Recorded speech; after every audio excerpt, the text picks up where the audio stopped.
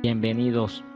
Los temas que vamos a desarrollar el día de hoy son los siguientes: los rayos X, la radiactividad, el electrón, la energía cuantizada, el neutrón, la química cuántica y la bomba atómica.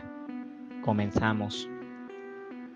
La historia de los rayos X comienza con los experimentos del científico británico William Crookes, que investigó en el siglo XIX los efectos de ciertos gases al aplicarles descargas de energía. Estos experimentos se desarrollaban en un tubo vacío y electrodos para generar corrientes de alto voltaje. Él lo denominó tubo de Crookes. Pues bien, este tubo, al estar cerca de placas fotográficas, generaba en las mismas algunas imágenes borrosas. Pese a este descubrimiento, Crookes no continuó investigando este fenómeno o este efecto. Sin embargo, hasta el 8 de noviembre de 1895, el físico Wilhelm Conrad realizó experimentos con el tubo de Crookes y la bobina de Ruhmkorff. Analizaba los rayos catódicos para evitar la fluorescencia violeta que producían estos rayos en las paredes de un tubo de vidrio. Retiró más lejos la solución de cristales de platino cianuro de bario y comprobó que la fluorescencia se seguía produciendo. Y así repitió este experimento una y otra vez y determinó que los rayos creaban una radiación muy penetrante, pero invisible. Observó que los rayos atravesaban grandes capas de papel e incluso metales menos densos que el plomo. Como él no le encontraba otra explicación y no sabía nada de la naturaleza de estos rayos, los denominó rayos X. Desde este descubrimiento, esto impulsó increíblemente el mundo de la medicina, ya que se podían crear placas fotográficas con estos nuevos rayos. En la imagen vemos una de las primeras radiografías tomadas por Wilhelm Conrad usando los rayos X, que corresponde a la mano de su esposa.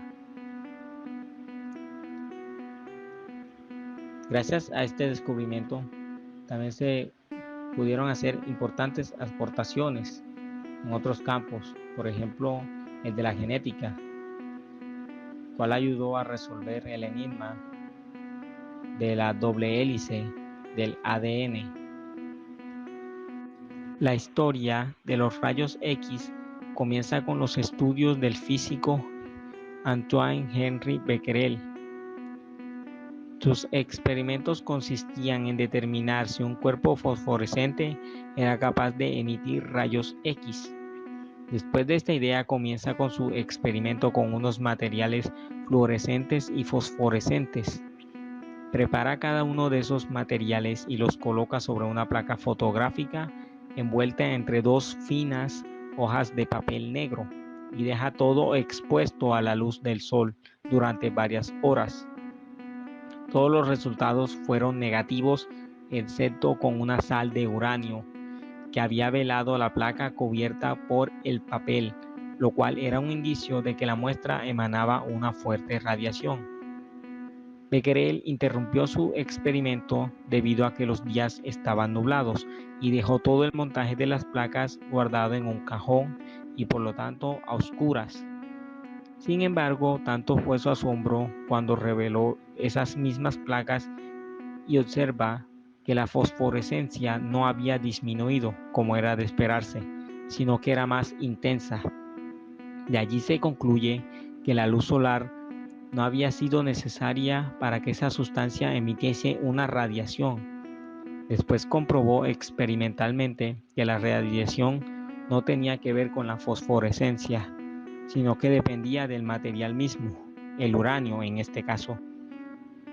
Becquerel observó que esas radiaciones tenían un poder de penetración análogo al de los rayos X, que afectaban las placas fotográficas y que ionizaban el aire. Asimismo, comprobó que la intensidad de la radiación estaba relacionada con la cantidad de uranio de la muestra. Sin embargo, Becquerel abandonó este experimento y se lo dejó a una nueva doctorada como el proyecto de tesis. Se trataba de la polaca Maria Skłodowska, que llegaría a la fama con el nombre de Marie Curie por su matrimonio con el físico Pierre Curie. Marie Skłodowska toma la investigación de Becquerel y se interesa por estos trabajos y empieza a investigar la naturaleza de estas radiaciones que producían las sales de uranio. Va ensayando con una gran cantidad de sales, sin embargo no encuentra la radiactividad necesaria.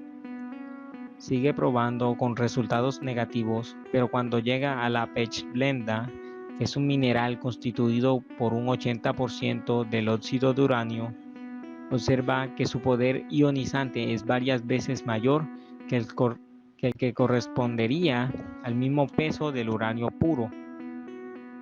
Lo achaca a un nuevo elemento que podría encontrarse también en el mineral. Mediante unos procesos clásicos de separación de la química analítica, ella y su marido Pierre Curie confirman esta idea, llegando a la presencia de un nuevo elemento con una elevada radiactividad, la cual era 400 veces la del uranio, a la que llamó polonio en recuerdo a su país de origen. Este elemento correspondería al hecatelurio de Mendeleev. Sin embargo, aún les guardaba una gran sorpresa, ya que en un precipitado de sus extracciones se encontraba una actividad mucho mayor aún. Era unas 900 veces superior a la del uranio. Se trataba pues de un segundo y nuevo elemento, al que por su elevada radiactividad denominaron radio. Por otra parte, Maria Skłodowska constató que la radiactividad dependía únicamente de los átomos de esos metales pesados y no de los compuestos de los que formaban parte. Becquerel y el matrimonio Curie recibieron juntos el Premio Nobel de Física en 1903 en reconocimiento a sus extraordinarios servicios rendidos en sus investigaciones sobre los fenómenos de la radiación descubiertos por Henri Becquerel y demás. Por otra parte, Marie Curie fue la primera mujer que obtuvo tal galardón. Sin embargo, recibió un segundo Premio Nobel pero esta vez de química, debido al descubrimiento de estos dos elementos, el radio y el polonio, al igual que el aislamiento del radio y el estudio de la naturaleza y los compuestos de este elemento. Joseph John Thomson y el descubrimiento del electrón.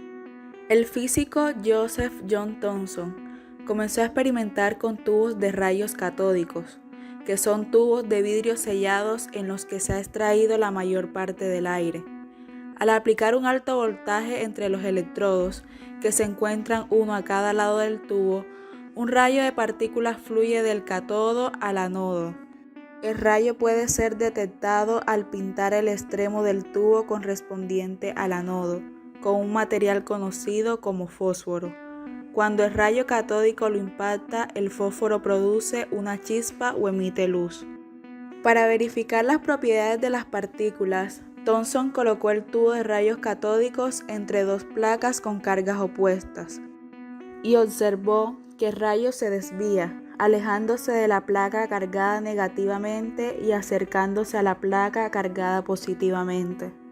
De este hecho, infirió que el rayo estaba compuesto de partículas negativamente cargadas. El modelo del budín de pasas. Thomson sabía que los átomos tenían una carga total neutra.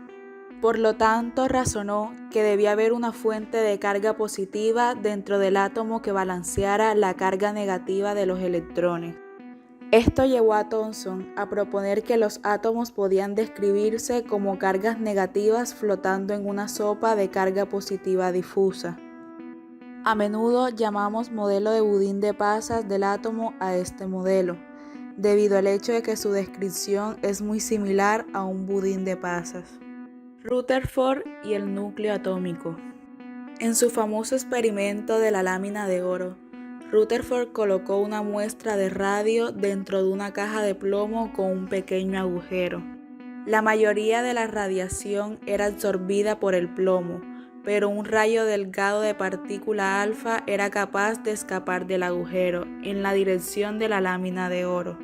La lámina estaba rodeada de una pantalla detectora que destallaba cuando una partícula alfa la golpeaba. Basado en el modelo del budín de pasas de Thomson, Rutherford predijo que la mayoría de las partículas alfa atravesarían la lámina de oro sin ser perturbadas. Esto es porque suponía que la carga positiva en el modelo del budín de pasas estaba repartida alrededor del volumen completo del átomo. El modelo nuclear del átomo. Basado en sus resultados experimentales, Rutherford formuló las siguientes conclusiones sobre la estructura del átomo. Primero, la carga positiva debe estar localizada en un volumen muy pequeño del átomo, que también debe contener la mayoría de la masa del mismo.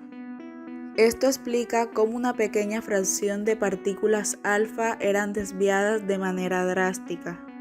Segundo, ya que la mayoría de las partículas alfa atravesaban la lámina de oro sin ser perturbadas, el átomo debía estar conformado en su mayoría por espacio vacío.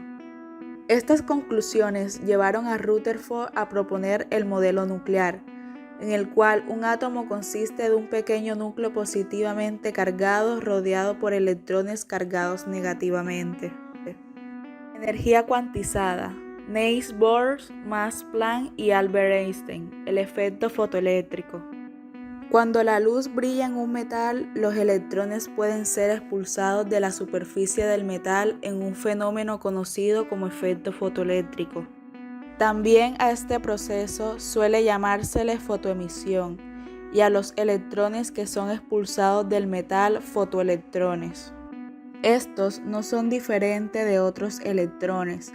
El prefijo foto simplemente nos indica que los electrones han sido expulsados de la superficie de un metal por la luz incidente. Cuando se realizaron los experimentos para ver el efecto de la amplitud y frecuencia de la luz, se observaron los siguientes resultados. Primero, la energía cinética de los fotoelectrones se incrementa con la frecuencia de la luz. Segundo, la corriente eléctrica permanece constante a medida que la frecuencia de la luz aumenta.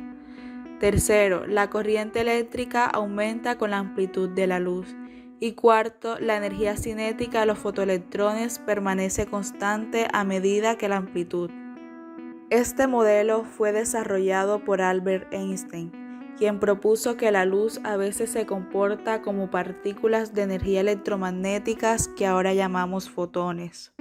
Para Einstein, la energía transportada por las ondas luminosas estaban cuantizadas, es decir, distribuida en pequeños paquetes de energía o cuantos de luz que más tarde serían denominados fotones, cuya energía dependía de la frecuencia de la luz a través de la relación E igual a h por b, donde E es la energía, B frecuencia de la onda luminosa y h la constante de Planck. A partir de esta relación, Einstein proponía que en determinados procesos las ondas electromagnéticas que forman la luz se comportan como corpúsculos. Bueno, ahora pasaremos a hablar de la química cuántica. La química cuántica es una rama de la química teórica donde se aplica la mecánica cuántica y la teoría cuántica de campos. Describe matemáticamente el comportamiento fundamental de la materia a escala molecular.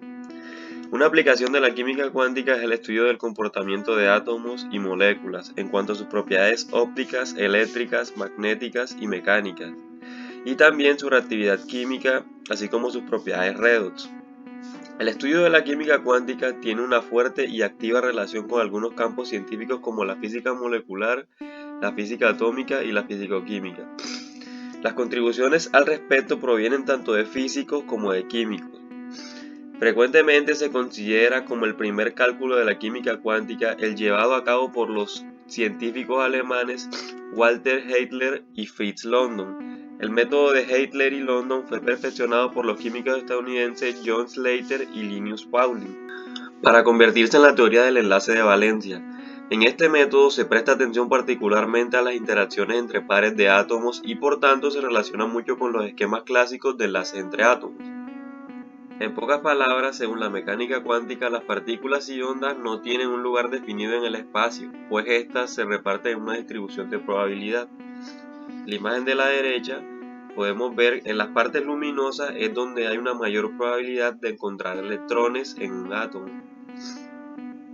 Y en esta imagen de la izquierda, lo que nosotros conocemos popularmente como las partículas, en el mundo clásico se verían así y las ondas serían algo como esto, pero en el mundo cuántico no se diferencia muy bien entre las partículas y las ondas porque se comportan de una manera muy similar. Ahora hablemos sobre Henry Moseley y sus descubrimientos. Henry Moseley fue un físico, químico y militar inglés, y su principal contribución a la ciencia fue la justificación cuantitativa del concepto de número atómico mediante la ley de Moseley. En química avanzada proporcionó un apoyo fundamental al modelo atómico de Bohr, definido con detalle por Rutherford y Antonius van den Broek, mencionando que los núcleos atómicos contienen cargas positivas iguales a su número atómico. Por indicación de este último, Henry estudió los aspectos de rayos X de 50 elementos en 1913, describió su ley de los números atómicos o ley de Moseley, que dice que según la raíz cuadrada de la frecuencia de los rayos X producidos, un elemento se bombardea con rayos catódicos es proporcional al número atómico del elemento. Ahora pasaremos a hablar de James Chadwick y el descubrimiento del neutrón. En 1972, Chadwick realizó un descubrimiento fundamental en el campo de la física nuclear. Descubrió la partícula en el núcleo del átomo llamada neutrón, partícula cuya carga eléctrica neta es cero. En contraste con los núcleos de helio o partículas alfa también llamadas, que están cargadas positivamente y por lo tanto son repelidos por las fuerzas eléctricas del núcleo de los átomos pesados. Esta partícula se convirtió en una nueva herramienta para la desintegración atómica, pues no necesita sobrepasar ninguna barrera electrónica y es capaz de penetrar y dividir el núcleo de los elementos más pesados. De esta forma, Chadwick allanó el camino hacia la fisión del uranio 235 y hacia la creación de la bomba atómica. Chadwick fue profesor de física en la Universidad de Liverpool desde 1935. Como resultado del Memorándum Frege-Peierls en 1940 sobre la factibilidad de la bomba atómica, fue incorporado al Comité de Defensa Nuclear del Reino Unido, MAUD, que investigó la cuestión. Chadwick visitó Norteamérica para colaborar con estadounidenses y canadienses en la investigación nuclear. Tras volver a Inglaterra en 1940, concluyó que nada se publicaría sobre las investigaciones hasta el final de la guerra. Sin embargo, en 1940, Franz Simon, encargado de la MAUD, afirmó que era posible separar el isótopo de uranio 235. Más tarde, Chadwick escribiría: "En aquella época me di cuenta de que la bomba atómica no solo era posible, sino también era inevitable. Entonces empecé a tomar somníferos, que eran el único remedio". James Chadwick poco después se unió al Proyecto Manhattan en los Estados Unidos, que desarrolló la bomba atómica en 1945. De una vez pasaremos a hablar del Proyecto Manhattan y la bomba atómica. Este fue un proyecto de investigación y desarrollo llevado a cabo durante la Segunda Guerra Mundial que produjo las primeras armas nucleares, liderado por los Estados Unidos con el apoyo del Reino Unido y Canadá. Desde 1942 hasta 1946, el proyecto estuvo bajo la dirección en general del mayor Leslie Groves del Cuerpo de Ingenieros del Ejército de los Estados Unidos, mientras que el físico nuclear Robert Oppenheimer fue el director del Laboratorio Nacional de Los Álamos, en el que se diseñaron las propias bombas nucleares. El proyecto Manhattan comenzó de forma modesta, creciendo progresivamente hasta tener más de 130.000 empleados y alcanzar un coste de casi $2.000 millones. Más del 90% del presupuesto se destinó a la construcción de fábricas y a la producción de materiales fisibles, con el menos del 10% destinado al desarrollo y producción de armas. Se desarrollaron dos tipos de bombas atómicas de forma simultánea durante la guerra: un arma de fisión de tipo balística relativamente sencilla y un arma nuclear de implosión de mayor complejidad. Este fue el mecanismo más usado Este fue el mecanismo usado en la bomba arrojada en Hiroshima en 1945. Consistió en hacer colisionar una bala de uranio 235 contra una masa esférica del mismo material, para activar una reacción en cadena. Lo que ocurre microscópicamente es una fisión o división del núcleo de uranio producida por el impacto de un neutrón.